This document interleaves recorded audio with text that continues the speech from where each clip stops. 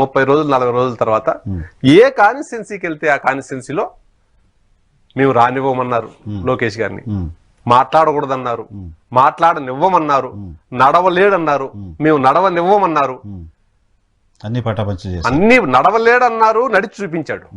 నడవనివ్వమన్నారు, ఎవరు నడవనివ్వమన్నారో వాళ్ళ నియోజకవర్గాల్లో నడిచి చూపించాడు. మాట్లాడటమే రాదన్నారు, ఆ కాన్స్టిట్యున్సీలో మాట్లాడుతుంటే మా గురించి ఎక్కువ మాట్లాడుతున్నాడు, మేము మాట్లాడనివ్వమన్నారు. మాట్లాడాడు. వాళ్ళ అవినీతి సామ్రాజ్యాన్ని వాళ్ళ నియోజకవర్గ కేంద్రంగా వాళ్ళ అవినీతి సామ్రాజ్యాన్ని ఏలిచి చూపించాడు.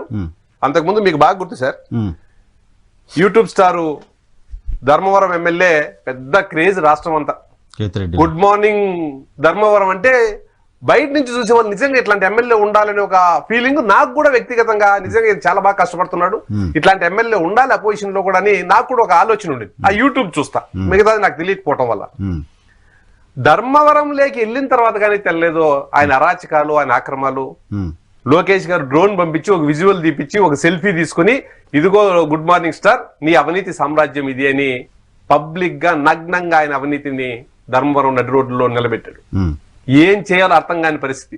నాలాంటి వాళ్ళు కూడా బయట నుంచి చూసి విజువలైజ్ చేసుకోవడం అనే క్యారెక్టర్ తప్పని నిరూపించేటువంటి సంఘటన. అట్లా ప్రతి ఎమ్మెల్యే పరిస్థితి. 4 సంవత్సరాలుగా వాళ్ళ దోపిడీని కళ్ళకు కట్టినట్టు నిరూపించాడు. లోకేష్ గారి పాదయాత్ర ప్రారంభించక ముందు ఎవరైనా ఒక మాట మాట్లాడాలంటే భయపడే పరిస్థితులు ఆంధ్రప్రదేశ్ సమాజంలో. సోషల్ మీడియాలో పోస్ట్ పెట్టాలంటే భయం. Telugu Desam party panic situation. ఎవరు బయట వచ్చే పరిస్థితి కూడా లేదు. బయట వస్తే కేసు, సోషల్ మీడియాలో పోస్ట్ పెడితే కేసు. మీరు చూసారు రంగనాయకమ్మ 70 సంవత్సరాలు ఫార్వర్డ్ చేసిందని సిఐడి నోటీసులు. అట్లాంటి పరిస్థితుల్లో ధైర్యంగా ఒక్కడే రోడ్డు మీదకి వచ్చాడు. తెలుగుదేశం పార్టీ కార్యకర్తలను తన వెంట నడిపించాడు. తెలుగుదేశం పార్టీ కార్యకర్తలు గొంతుకు తానయ్యాడు. సమాజంలో ఈ ప్రజలు ఏ సమస్యలు పడుతున్నారో బడుగు బలహీన దళిత పీడిత వర్గాల ప్రజల గొంతుకు తానే వినిపించాడు. ఈ రోజు పార్టీకి పరిస్థితి తీసుకొచ్చాడు. కాబట్టి యువగలం పాదయాత్ర ద్వారానే వైకాపాకు అంతిమయాత్ర స్టార్ట్ అయింది. వైకాపాకు అంతిమయాత్ర స్టార్ట్ అయింది యువగలం పాదయాత్ర ద్వారానే. దానికి ప్రత్యక్ష ఉదాహరణ శాసన మండలి ఎన్నికలు. తెలుగుదేశం పార్టీ శాసనమండలి ఎన్నికలు యువగలం పాదయాత్ర ఇంపాక్ట్ 100కు 100% ఈస్ట్ వెస్ట్ రాయలసీమలో యువగలం పాదయాత్ర పుణ్యమే. మిగతా చోట్ల తెలుగుదేశం ఒకటే, ఉత్తరాంధ్రలో ఒకటి గెలిచాం. ఈ ఇంపాక్ట్ అక్కడ కూడా క్రియేట్ అయింది. అంటే ప్రైవేట్ స్కూల్ యాజమాన్యాల సమస్యలు వచ్చి లోకేష్ గారికి చెప్పారు, అన్ని చోట్ల అదే సమస్య. ప్రభుత్వ ఉపాధ్యాయుల సమస్యలు చెప్పారు, అన్ని చోట్ల అదే సమస్య. ఈయన అడ్రస్ చేసిన సమస్యలు ఆ వర్గాల్లోకి బలంగా వెళ్ళాయి. ఆ వర్గాలు శాసనమండలి ఎన్నికల్లో తెలుగుదేశం పార్టీకి మద్దతుగా నిలబడ్డాయి. నిలబడటానికి అభ్యర్థులే లేరు తెలుగుదేశం పార్టీకి అన్నారు. తెలుగుదేశం పార్టీ ఇంకా ఉంది ఆంధ్రప్రదేశ్ లో అన్నారు. యువగలం స్టార్ట్ జనవరి 20 అయితే మార్చిలో జరిగిన శాసనమండలి 3 ఎన్నికల్లో ఏజెంట్లు కూడా తెలుగుదేశం పార్టీకి ఉండరు అని చెప్పిన పరిస్థితుల్లో west Rayalaseema hard core Kadapa Pulivendula నియోజకవర్గం ఉండే వెస్ట్ రాయలసీమలో తెలుగుదేశం పార్టీ అభ్యర్థి పోటీ గెలుస్తారు. ఈస్ట్ రాయలసీమలో తెలుగుదేశం పార్టీ అభ్యర్థి గెలుస్తారు. తిరుపతిలో విచ్చలవిడిగా దొంగ ఓట్లు మీరు అందరూ చూసారు. అన్ని ఛానల్లో లైవ్ల్లో ఇచ్చాయి.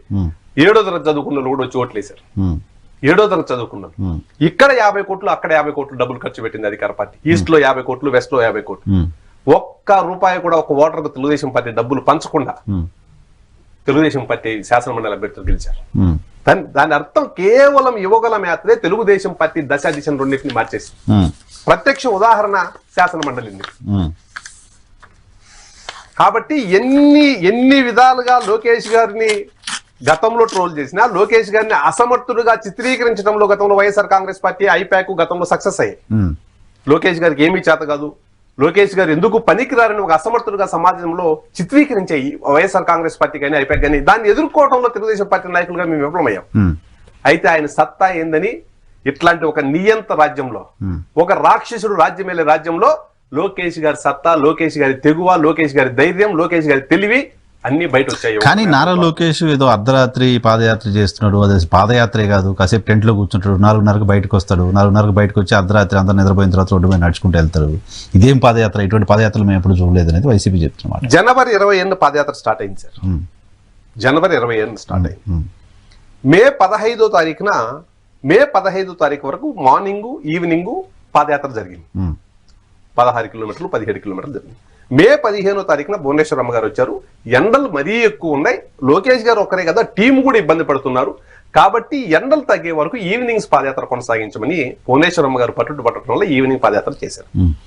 ఓకే, రాజశేఖర రెడ్డి గారు చేసిన పాదయాత్ర యావరేజ్ గా ఎన్ని కిలోమీటర్లు నడిచారు రోజుకి? నాకు తెలిసి 11-12 అనుకుంటా నడిచారు.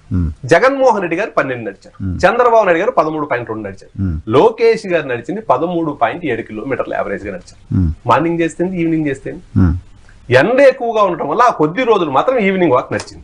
మిగతా అన్ని రోజులు మార్నింగ్ ఈవినింగ్ నడిచింది. అంటే లోకేష్ గారు ఒకటే కాదండి, ఒక టీం నడుస్తుంది. కానీ తెల్లవారుజాము 2:30-3 గంటలకి జనాల దగ్గర ఎవరు ఉంటారు? మీకు ఒక విషయం, జనాలు అంతమంది రోడ్డు మీదకి వస్తే విజయవాడలో జరిగింది మీరు అందరూ చూశారు. ఈవినింగ్ 3కి స్టార్ట్ అయింది. మార్నింగ్ 8 కిలోమీటర్స్ వాకి ఆ రోజు, ఓన్లీ 8 కిలోమీటర్స్. మార్నింగ్ 5 అయింది క్యాంప్కి వెళ్ళాం. తెల్లారుజామున 3 గంటలకు కూడా వేల మంది మహిళలు విజయవాడ రోడ్ల పైన. అంత స్పందన, ప్రజలు వచ్చి మమ్మల్ని కలవాలా, వాళ్ళ సమస్యలు వినాలని ఆయన ఆపేస్తా ఉంటే దానికి ఎవరేం చేస్తారు? ఆర్గనైజ్ చేసింది కాదు, వాళ్ళు వచ్చింది. మహిళలు తెల్లారుజామున 3 దాకా ఆర్గనైజ్ చేస్తే వస్తారండి విజయవాడ నగరంలో? ఏంటి ఏ సమస్య చెప్పుకోవడానికి వస్తున్నారు జనాలు? అంటే అరాచక ప్రభుత్వం ఒక సమస్య కాదండి.